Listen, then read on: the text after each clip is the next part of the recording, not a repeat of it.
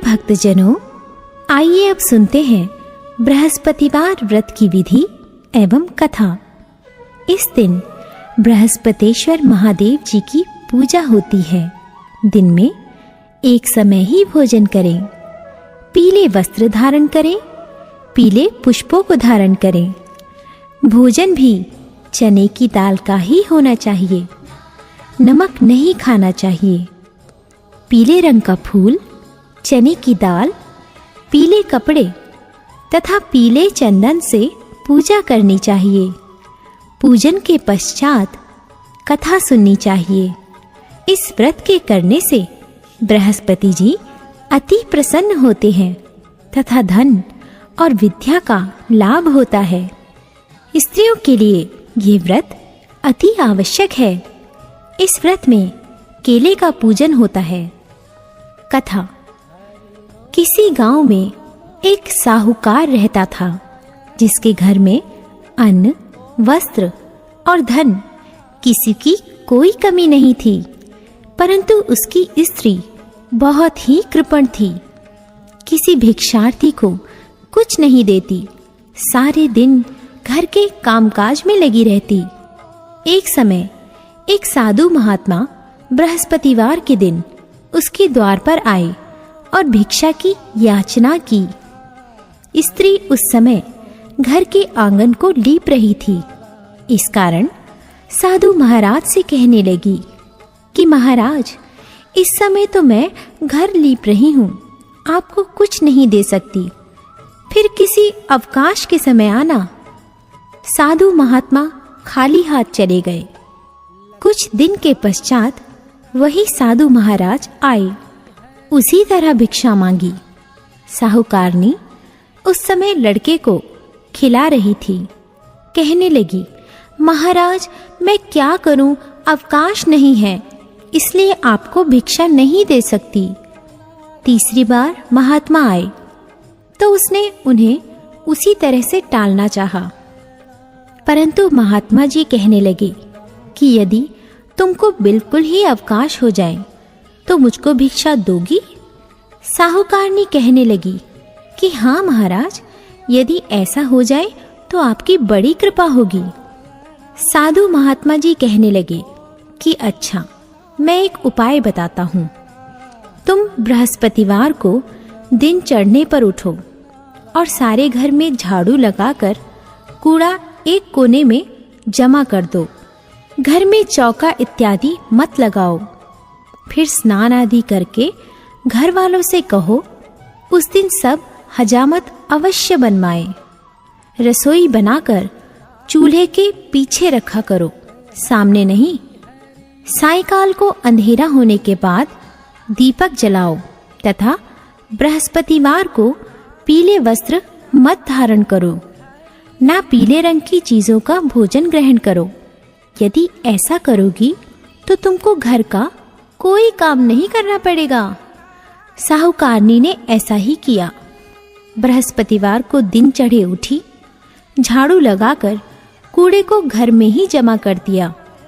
पुरुषों ने हजामत बनवाई, भोजन बनवाकर चूल्हे के पीछे रखा। वह सब बृहस्पतिवारों को ऐसा ही करती रही। अब कुछ काल बाद उसके घर में खाने को दाना न रहा। थोड़े दिनों में महात्मा फिर आए और भिक्षा मांगी, परंतु सेठानी ने कहा, महाराज मेरे घर में खाने को अन्न नहीं है, आपको क्या दे सकती हूँ? तब महात्मा ने कहा कि जब तुम्हारे घर में सब कुछ था तब भी तुम कुछ नहीं देती थी, अब पूरा पूरा अवकाश है तब भी कुछ नहीं दे रही हो। तुम क्या चाहती हो वह कहो।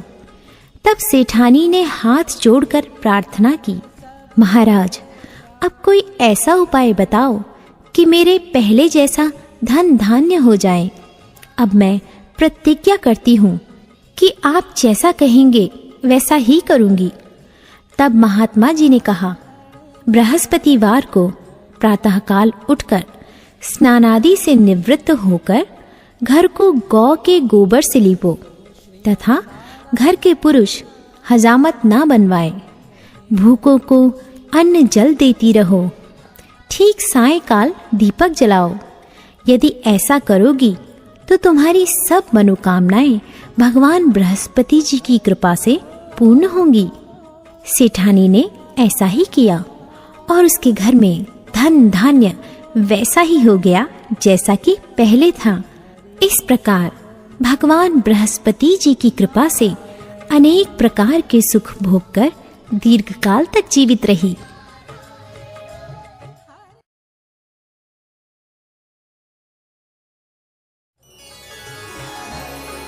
प्रिय भक्तजनों, आइए अब सुनते हैं बृहस्पतिवार की दूसरी कथा।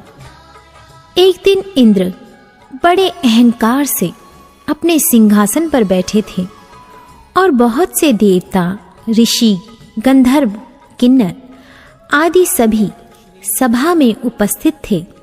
जिस समय बृहस्पति जी वहां पर आए तो सबके सब उनके सम्मान के लिए खड़े हो गए, परंतु इंद्र गर्व के मारे खड़ा ना हुआ। यद्यपि वह सदैव उनका आदर किया करता था। बृहस्पति जी अपना अनादर समझते हुए वहां से उठकर चले गए।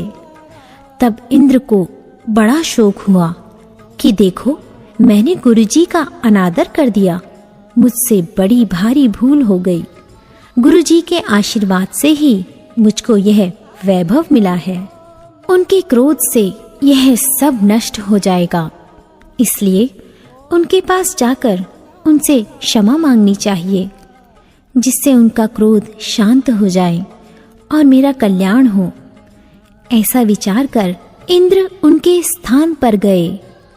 जब बृहस्पति जी ने अपने योग बल से यह जान लिया कि इंद्र क्षमा मांगने के लिए आ रहा है, तब क्रोधवश उनसे भेंट करना उचित ना समझकर अंतर्ध्यान हो गए।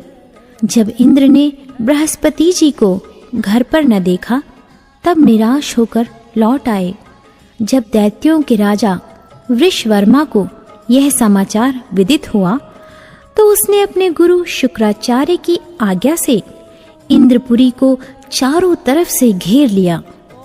गुरु की कृपा न होने के कारण देवता हारने व मार खाने लगे। तब उन्होंने ब्रह्मा जी को विनय पूर्वक सब वृतांत सुनाया और कहा कि महाराज, दैत्यों से किसी प्रकार हमें बचाइए। तब ब्रह्मा जी कहने लगे कि तुमने बड़ा अपराध किया है, जो गुरुदेव को क्रोधित किया। अब तुम्हारा कल्याण इसी में हो सकता है। त्वष्टा ब्राह्मण का पुत्र विश्वरूपा बड़ा तपस्वी और ज्ञानी है, उसे अपना पुरोहित बनाओ तो तुम्हारा कल्याण हो सकता है। ये वचन सुनते ही इंद्र त्वष्टा के पास गए और बड़े विनीत भाव से त्वष्टा से कहने लगे कि आप हमारे पुरोहित बनिए, जिससे हमारा कल्याण हो। तब त्वष्टा ने उत्तर दिया कि पुरोहित बनने से तपोबल घट जाता है, परंतु तुम बहुत विनती करते हो, इसलिए मेरा पुत्र विश्वरूपा पुरोहित बनकर तुम्हारी रक्षा करेगा। विश्वरूपा ने पिता की आज्ञा से पुरोहित बनकर ऐसा यत्न किया कि हरि इच्छा से इंद्र वृषवर्मा को युद्ध में जीतकर अपने इंद्रासन पर स्थित हुआ। विश्वरूपा के 3 मुख थे। एक मुख से वह सोमपल्ली लता का रस निकाल पीते थे, दूसरे मुख से वह मदिरा पीते और तीसरे मुख से अन्नादि भोजन करते। इंद्र ने कुछ दिनों उपरांत कहा कि मैं आपकी कृपा से यज्ञ करना चाहता हूँ। जब विश्वरूपा की आज्ञानुसार यज्ञ प्रारंभ हो गया, तब एक दैत्य ने विश्वरूपा से कहा कि तुम्हारी माता दैत्य की कन्या है, इस कारण हमारे कल्याण के निमित्त एक आहुति दैत्य के नाम पर भी दे दीजिए तो अति उत्तम हो। विश्वरूपा उस दैत्य का कहा मानकर आहुति देते समय दैत्य नाम भी धीरे धीरे से लेने लगे। इसी कारण यज्ञ करने से देवताओं का तेज नहीं बढ़ा।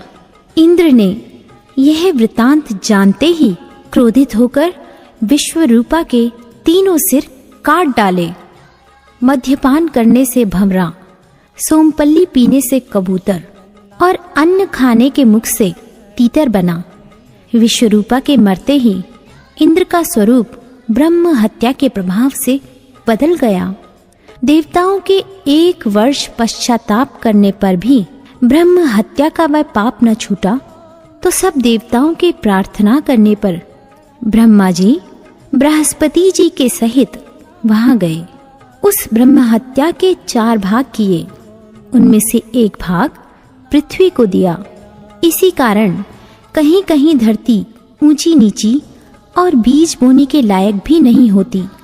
साथ ही ब्रह्मा जी ने यह वरदान दिया, जहाँ पृथ्वी में गड्ढा होगा कुछ समय पाकर स्वयं भर जाएगा।